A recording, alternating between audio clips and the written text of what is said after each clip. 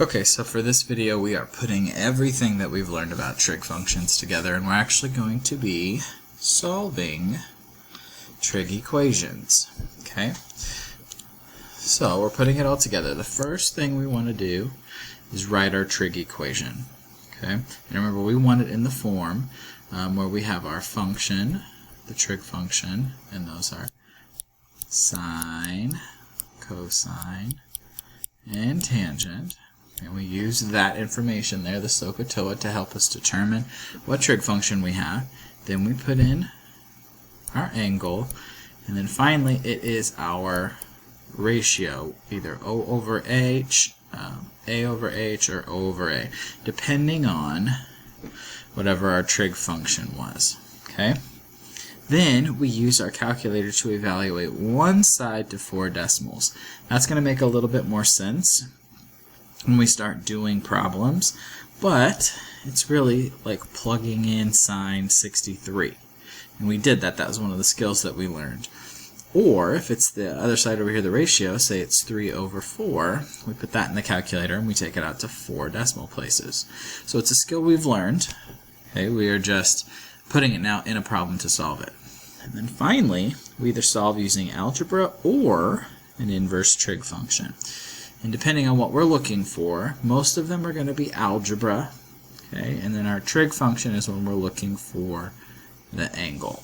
Okay, when our angle is our variable. A couple things to remember, and I touched on this part at the end of the last video. So it helps to identify what type of problem you have. And again, type does not mean sine, cosine, or tangent. That's just the function we use. Type means is the x on the top of our ratio, x on the bottom of our ratio, or is the x the angle in our problem? If it's the angle, we're going to use the inverse trig function. And that's why I said knowing what type of problem we have here, it's going to help us determine what we're doing. Now we still go through and we still write an equation, we still evaluate part of it out to 4 decimal places, but this is telling us some of the math that we have to do. If the x is on top or bottom, we're going to use algebra. Okay? This will help you remember how to solve it, knowing which type you have here. So what I'm going to do is I'm going to go through some examples.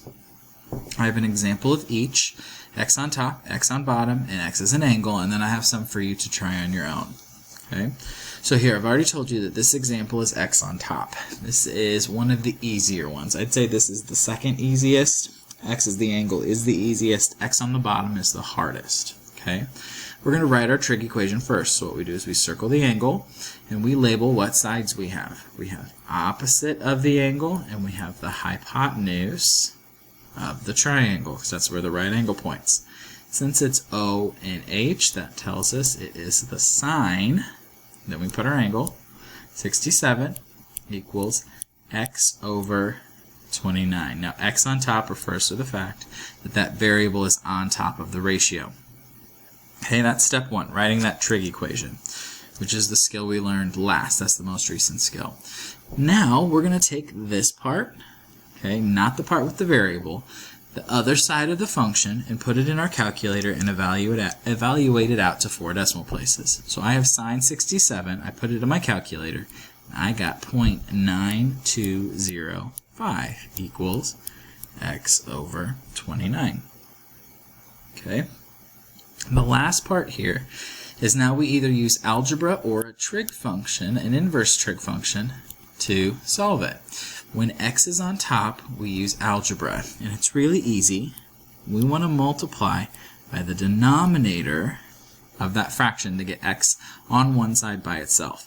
So I have multiplied both sides by 29, and these 29s cancel each other out.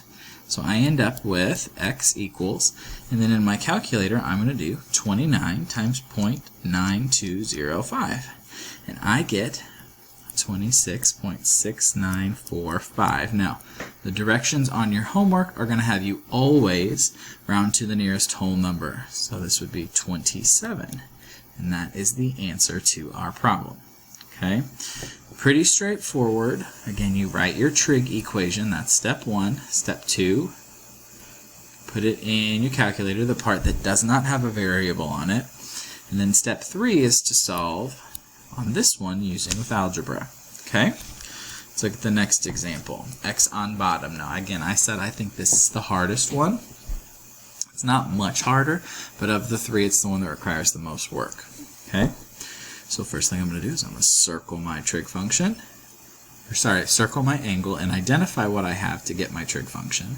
I have opposite and adjacent. That tells me that this is tangent. And then I put my angle, write out my ratio. Tangent is O over A. So 22 over X. Now I'm going to take the part that does not have the variable, so tangent 58, put it in my calculator and round it out to 4 decimal places. So 1.6003 equals 22 over X. Okay? So on this one, we're going to keep going. We are going to use algebra, not an inverse trig function. We're going to use algebra. We do the same thing we did on the last one. Now we multiply by the denominator, which is an X here, so that these cancel.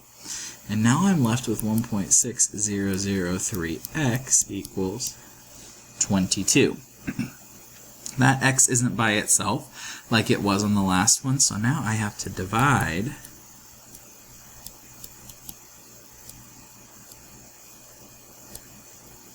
in order to get it by itself. So really what I'm going to put in my calculator and round to the whole number, nearest whole number, is 22 divided by 1.6003.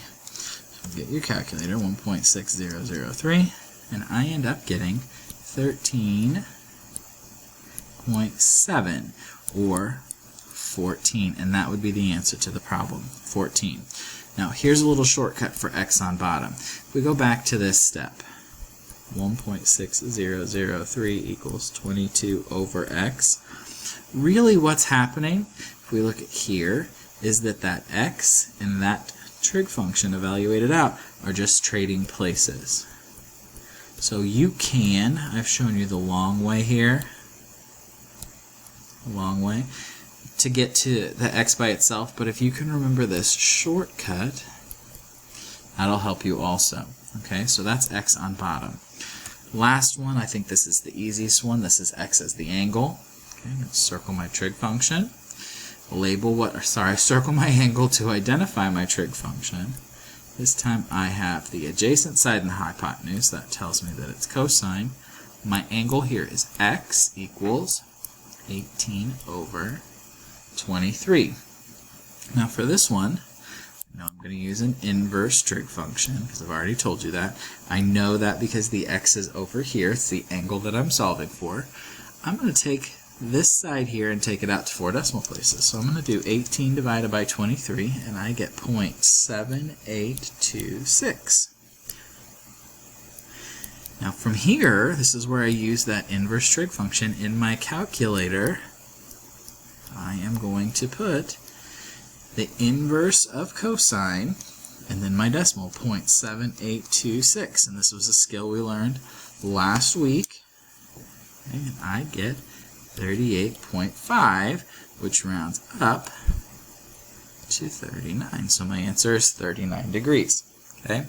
So there's 3 basic examples. I've done one of each type. First one, x on top. Second one, x on the bottom. Last one, x as an angle, where your variable is the angle. Now the rest of these examples, I believe I have 3. Okay? Here, I want you to try these on your own. What I would do is first ID your type. And in order to get the type, you have to write your equation. Okay? And then go through your steps to solve that we were outlined in our video. So I'm going to give you the chance now to pause it, work out. We're going to call this A, B, and C, and then I'll come back and I will work them out for you. Okay, so let's start by working out A here. Okay, first thing we do is circle that angle. Okay, label your sides. I have O and H, so sine of 33 equals 15 over x. So this is x on bottom. This is the one that has a little shortcut to it. So I'm going to evaluate sine 33 to 4 decimal places because it is the side that does not have the variable on it. Okay, and then my shortcut was that the variable and the decimal are just going to trade places. So now I have 15 divided by 0.5446, and I end up getting 27.5, which rounds to 28. So there's our answer, 28. Okay, next one. I'm going to circle my angle. Alright, I noticed that that variable is the angle, so this is x as the angle, which tells me that I'm going to use my inverse trig function.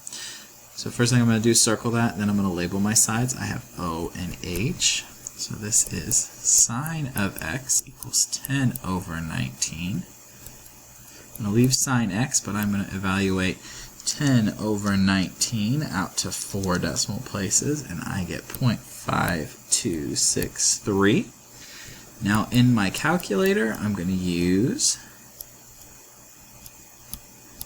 the inverse trig function, 0.5263, put in that decimal, and I get 31.8, which rounds to 32. Alright? Actually, I get 31.7. I don't want to round that 8. That's chain rounding. I do not want to do that. So I just look at that next number and it's the 7. So either way, I get 32 degrees. Okay? Last example here. I'm going to circle my angle. I have the opposite and the adjacent. That's tangent of my angle is 55. Will be x over 8. So this is x on top. Okay?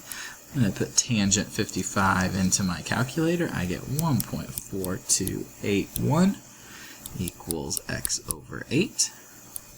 I'm going to multiply both sides by the denominator of that fraction, and over here it cancels itself out, so I get x equals. And then in my calculator I'm going to do 8 times 1.4281, and I get 11.4248, which rounds down to 11. That 4 does not round it up. Okay, it's not 5 or greater. So 11 would be our answer here.